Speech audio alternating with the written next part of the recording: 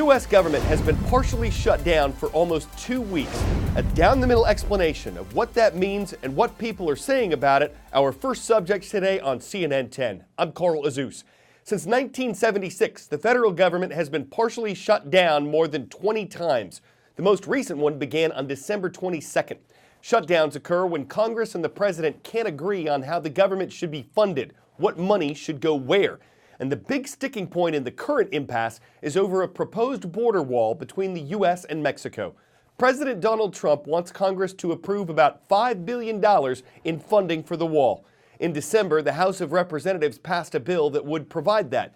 But the legislation was held up in the Senate where there weren't enough votes to pass it. When the deadline was up for a funding agreement and the government didn't have one, the partial shutdown began. So what does that mean? Most Americans aren't directly affected by government shutdowns, but about 800,000 federal workers are. A little over half of them continue to work but don't get their paychecks on time. The others are sent home on furlough. They're forced to take time off without pay.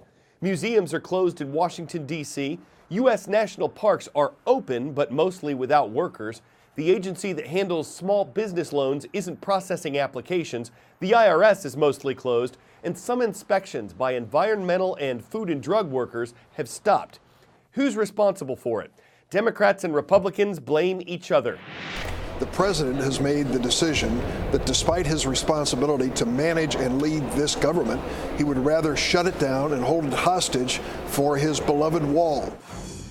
And other Democrats, like House Speaker Nancy Pelosi, have called the wall immoral, ineffective, and expensive. President Trump says it's necessary. This is national security we're talking about. You know, just like we talk about the military, just like we're talking about Syria or Afghanistan or all these different places. It's too important a subject to walk away from. And other Republicans, like Senator Lindsey Graham, say the president needs to keep his promise to secure America's southern border. How long could the shutdown go on? We don't know. The longest, which happened at around the same time in 1995 and 1996, stretched for 21 days. The partial shutdown is the first major challenge for America's new Congress. It's the 116th Congress in U.S. history. Its makeup was determined by last year's midterm elections, and its new members were sworn in yesterday. For the first time since 2010, Democrats will control the House of Representatives. They'll hold 235 seats to the Republicans' 199. There's one race in North Carolina that still hasn't been decided. And in the Senate, Republicans increased their control in the midterms. They now hold 53 seats. Democrats and the independents who vote with them hold 47. So with different parties controlling different chambers, this is considered a divided Congress. And compromise between lawmakers and the president will be key for any major legislation to be passed in the days ahead. The faces of this new class reflect America's diversity in the way the country has never seen before. From Texas and Michigan to Arizona and New York, states broke barriers of ethnicity. Kansas and New Mexico are sending the first Native American women to Congress, while Somali, Palestinian, and Korean Americans are also serving for the first time. A record number of women were elected to Congress. Women still only make up about 1/5 of those elected. Newly elected members have been sharing all their experiences on social media in a way we've never seen before. So we're just now leaving the rotunda. I had the honor of actually getting to watch the ceremony as they brought President Bush in. As the new elected members get used to Washington, hiring their staffs, figuring out office budgets, figuring out which apartments to rent, they'll also be faced with trying to navigate a new political landscape on both sides of the aisle. 3 countries, the United States, Russia, and China, have landed spacecraft on the moon. But China just became the first to put a rover on the far side of the moon. Some call it the dark side of the moon, but scientists say it actually gets the same amount of sunlight, we just can't see it from Earth. Science experiments and studying solar winds are part of this mission, but analysts say it's also about China's desire to be seen as a leading space power.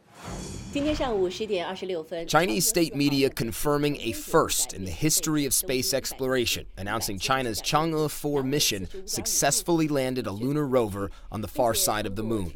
And these are the first 2 close-up images of the ground the rover sent back.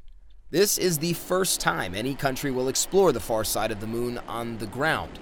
China's six-wheeled rover faces a long to-do list, like observing whether plants will grow in the low gravity and exploring whether water or other resources lie at the moon's poles. It will also be able to listen more clearly to the sounds of deep space, because here there is no electromagnetic interference from Earth. The far side of the moon is the hemisphere that never faces Earth. It's been mapped extensively, but never visited, mainly because it's not possible to communicate directly to Earth from there. China launched a relay satellite to solve that issue. It's a big step forward for China because historically its space program really lagged behind the US and Russia, but now it's a huge point of national pride. So displays like this one here at the National Museum help inspire a sense of wonder and optimism amongst ordinary Chinese people that when it comes to space, anything is now possible, kind of like the US was back in the 60s and 70s. China has already launched 2 space stations and by 2022 hopes to launch another, potentially capable of replacing the aging International Space Station. A probe to Mars is set for launch in 2020, and in 2015 CNN got exclusive access to training facilities used by Chinese astronauts, where we saw firsthand how China is planning to send more people into space. And it's because of all that that some people wonder whether it will be China and not the United States that will dominate space exploration in the near future. The U.S. Congress bars NASA from working with China due to national security concerns, and with the Trump administration's plan to create a military space force, the stage is set for competition in both the civilian and military arenas. Trump has also directed NASA to return astronauts to the moon, and they might not be alone. Between China's Chang'e missions and its manned flight programs, many experts predict Beijing is gearing up to send its own astronauts to plant a Chinese flag on the moon as soon as possible. Matt Rivers, CNN, Beijing.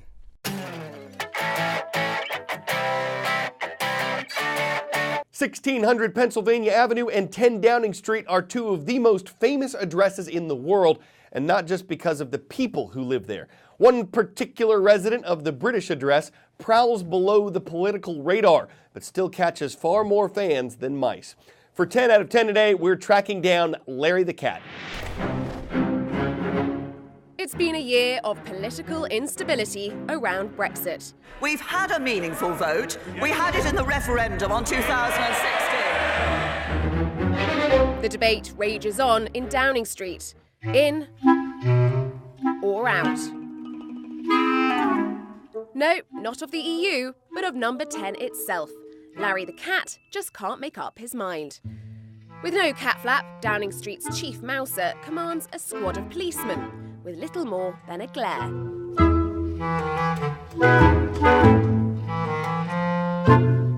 And with videos like this one, which went viral, he has a huge international fan base. He's been in power since 2011, joining number 10 during David Cameron's administration. Speculation that the Prime Minister and Larry didn't see eye to eye were put straight in Cameron's resignation speech. And the rumour that somehow I don't love Larry, I do. And I have photographic evidence to prove it.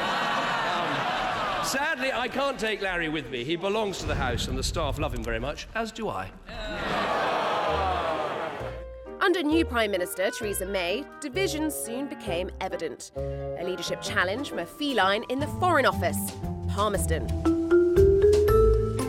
Debating long into the nights, with neither willing to back down. A harbinger of the fight to come between their respective ministers, Theresa May and Boris Johnson, who alongside fellow party rebels recently failed to oust her.